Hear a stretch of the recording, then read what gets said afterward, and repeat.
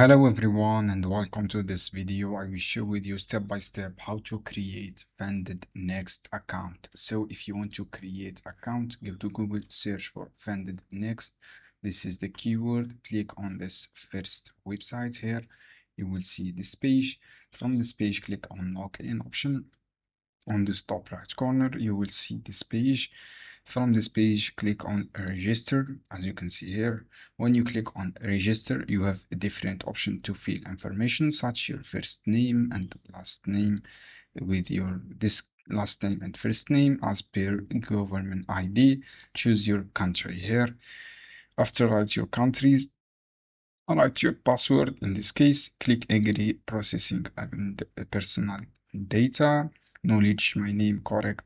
This is all correct. Identification. Click agree. Receive news, updates, and promotions. Click I consent to creation account using my registration details, and then click on register. This option for register. Just fill all this information here and then click register. Basically, this is how you can do to create funded. Next, just go to Google, search this keyword.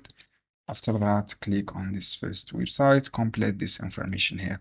I hope this guide helpful for you. Don't forget, give like and give share this video.